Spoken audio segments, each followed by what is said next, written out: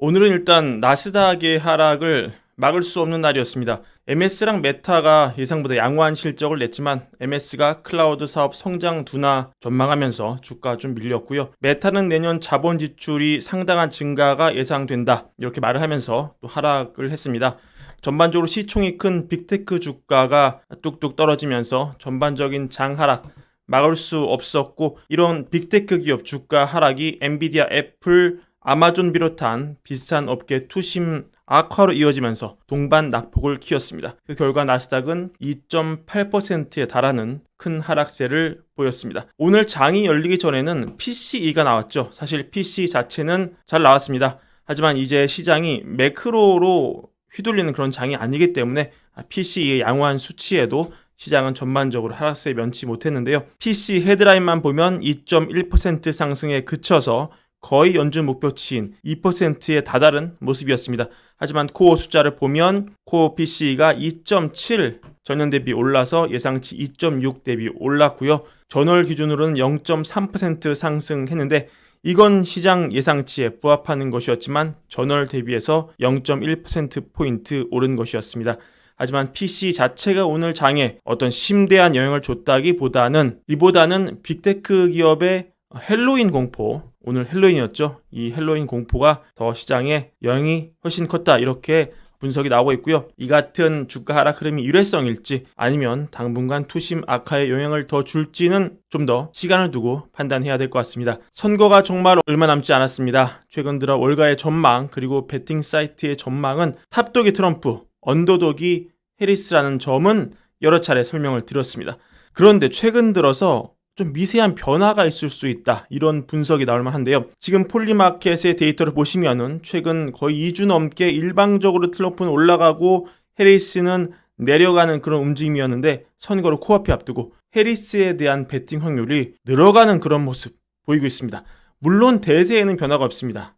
베팅 사이트 봐도 여전히 트럼프가 훨씬 더 높은 확률을 보이고 있고 해리스가 열세에 있는 것은 분명합니다. 하지만 선거를 코앞에 두고 이 미세한 변화의 조짐이 보인다. 특히 이 불과 얼마 전까지 이 폴리마켓이 분류한 6개 경합지 모두 트럼프가 석권하는 그런 모습이었는데, 미시간의 경우 최근 데이터 기준으로 다시 해리스에 대한 베팅이 늘었다, 이런 점 또 의미 있는 변화로 받아들일 수 있을 것 같고요. 이코노미스트가 쓴 기사를 가져와 봤는데 이런 내용입니다. 해리스가 이길 확률이 좀 올라갔다, 이번에 업데이트를 했는데 이 해리스 지지자에게 반가운 소식이 될 거다. 해리스 승리 확률이 6%포인트 올라가면서 선거가 완벽하게 다시 접전이 됐다. 이번에 예측 모형의 정밀화 위해서 65개 여론조사를 추가를 했는데 특히 미시간, 노스캐롤라이나, 그리고 펜실베이니아, 위스콘신 4개 주 여론조사에서 이 해리스 예상 득표율이 평균 0.4%포인트 올라갔는데 이게 결국 승리 가능성을 6%포인트 높였다. 해리스는 네바다, 펜실베이니아, 위스콘신에서 동률을 유지하면서 미시간에서는 근소하게 우위를 점했는데, 반면 트럼프는 애리조나와 조지아, 노스캐롤라인에서 우위를 보이고 있다.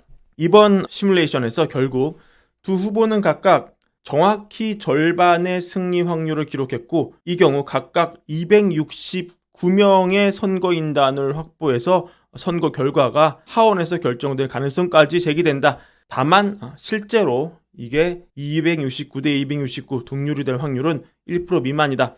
그러니까 결론적으로 굉장히 박빙의 선거로 이 여론조사를 종합해서 결론 내리는 이코노미스트 예측 프로그램은 보고 있는 것입니다. 그러니까 선거를 앞두고 완전히 붙었다, 50대 50이다, 이게 이코노미스트의 예측. 제가 굳이 다른 거를 안 가져오고 이코노미스트 거를 가져온 게, 이 잡지가 영국의 잡지이기 때문에 미국 내부 매체보다는 조금이라도 덜 이해관계가 묻어 있을 거라고 판단했기 때문입니다. 여튼 이코노미스트 예측은 50대 50의 박빙이다. 폴리마켓은 베팅의 결과를 봤을 때 여전히 트럼프의 우위로 예측이 된다. 트럼프 승리 확률이 높다는 데는 변화가 없다. 하지만 미시간에서는 도박판 확률이 역전이 됐다. 그러니까 선거를 채 일주일 남기지 않은 상황에서 뭔가 전반적인 변화의 움직임이 있는 것일 수 있다. 선거가 적어도 원사이드로 가진 않을 것 같다. 이런 움직임 캐치하시면 좋겠습니다. 일론 머스크의 최근 이 트윗이 화제였죠. 트럼프가 당선된다면 상당한 진통을 겪으면서 미국을 조종할 수 있다. 이렇게 밝혀서 화제가 되고 있는데, 그래서 이 증시도 그러면 하향 조정을 될 수 있는 거냐, 어려운 시간을 겪을 수 있는 거냐, 이런 질문에 그럴 수 있다, 이런 취지 답에서 화제가 되고 있습니다. 내용을 살펴보면요, 이런 내용입니다. 사실은 지난 화요일에 공개된 내용인데 내용을 좀 살펴보자면, 화요일 타운홀 회의에서 머스크가 이렇게 얘기한 거예요. 살기 위해서는, 미국이 살려면 지출을 줄여야 된다, 구조조정해야 된다, 이렇게 얘기를 했는데, 이 시나리오 보시면은 트럼프가 과거에 그렇게 얘기한 적 있죠. 만약에 당선이 되면 이 머스크를 정부 효율위원회 위원장으로 앉혀서 정부 기관의 효율성을 높일 것이다, 그런 권한을 머스크에게 주겠다, 이렇게 말한 바가 있지 않습니까? 그래서 머스크가 얘기한 거예요. 만약에 내가 그 자리 가게 되면은 예산을 균형 있게 맞출 것이고, 그 때문에 일부 사람들이 굉장히 불편하게 될 거고, 이런 조치 때문에 많은 어려움이 따르겠지만 결국 이게 장기적인 번영을 보장할 것이다. 또 머스크는 이렇게 각오가 드러나는 말도 했는데, 정부 혜택을 악용하는 많은 사람들이 화를 낼 거기 때문에 나는 아마도 많은 경호가 필요할지 모른다. 하지만 이거는 반드시 해야 하는 일이고, 그렇지 않으면 미국은 파산할지 모른다. 이렇게 내용을 올렸습니다. 그래서 이분이 트윗을 올린 거예요. 그래서 만약에 머스크가 정부에서 인력 감축과 적자 삭감을 추진하면 경제의 초반에 굉장히 심각한 과잉 반응이 일어날 것이고, 이게 지금 경제가 굉장히 그 인위적인 부채와 불법 이민으로 인한 낮은 임금, 눌려진 낮은 임금에 의해서 유지가 되고 있는데, 이런 거품을 빼고 변화 시도하면은 굉장히 이 마켓이 흔들릴 수 있다, 시장이 흔들릴 수 있다. 하지만 이런 폭풍이 지나고 이 빠른 회복을 거쳐서 모두가 견고해졌음을 알게 되면 이 건강하고 지속 가능한 경제로 빠르게 회복할 것이다, 이런 내용인데, 그러니까 이런 걸 올린 글에 머스크가 그 말이 맞는 것 같다, 이렇게 답을 한 겁니다. 그러니까 머스크가 뭐 주식시장 폭락, 뭐 이런 세부 디테일을 꼼꼼하게 읽고 이렇게 답을 한 건지, 아니면 그냥 전반적인 이런 내용의 내러티브에 공감해서 이렇게 맞다고 쓴 건지는 알 수가 없지만, 여튼 겉보기로 봤을 때 트럼프 정부가 들어서고 머스크가 대대적인 지출 삭감에 들어서고 뭔가 거대한 패러다임 변화가 있을 때 증시가 일시적으로 좀 흔들릴 수 있다. 하지만 고통은 순간이고 영광은 오래간다, 이런 취지의 글에 머스크가 그렇게 보인다, 이렇게 답한 것 자체는 팩트가 되겠습니다. 그러니까 머스크가 뭐 트럼프 당선이 곧 증시 하락, 이렇게 단선적인 대답을 한 거는 아니라는 거죠. 하지만 이런 맥락의 글에 맞다고 답한 것은 사실이다, 이런 내용 참고하시길 바라겠습니다. 어제 미국 GDP 3분기 속보치 나왔고요. 2.8%의 견고한 성장이었고, GDP 나우의 예측이 정확하게 맞아떨어졌습니다. 그리고 오늘 다시 4분기 예측치가 개장을 했습니다. 일단 GDP 나우가 예측하는 4분기 GDP는 2.7%의 견고한 성장으로 출발을 합니다. 다만 이 업데이트가 바로 내일 다시 됩니다. 11월 1일 날 나옵니다. 왜냐면 정부 노동 데이터가 나오기 때문에 이게 반영되어야 하기 때문일 텐데요. 여튼 GDP 나우 데이터 기준으로 여전히 미국은 견고한 성장이 예상된다, 이런 점 함께 알려드리고, 내일 나오는 실업률 데이터 사실 중요하죠. 고용 데이터 중요합니다.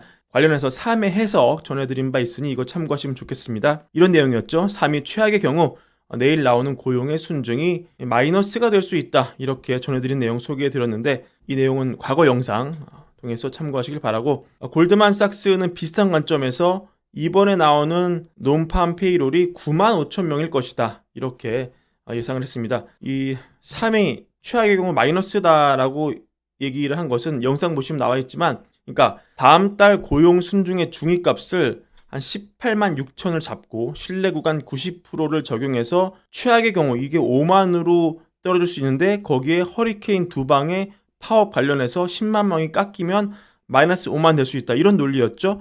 근데 골드만은 그냥 이 중위값으로 본 것 같아요. 그래서 신뢰 수준 90% 설정 이런 거 안 하고 그냥 매달 고용이 평년 수준이면은 18만 6천인데 여기에 비슷한 논리로 허리케인의 파업 겹쳐서 우리는 고용을 그게 9만 1,000명 깎아먹을 것으로 보인다. 그래서 내일 나오는 데이터 9만 5천 정도로 예상한다. 그러니까 3과 사실은 비슷한 논리입니다. 과연 내일 이런 3과 골드만의 예측 맞아 떨어질지, 또 관련 소식 월거월부가 신속하게 전해드리겠습니다. 오늘 준비한 영상 이것으로 마무리하고요. 월거월부 구독과 좋아요 많은 사랑도 부탁드립니다.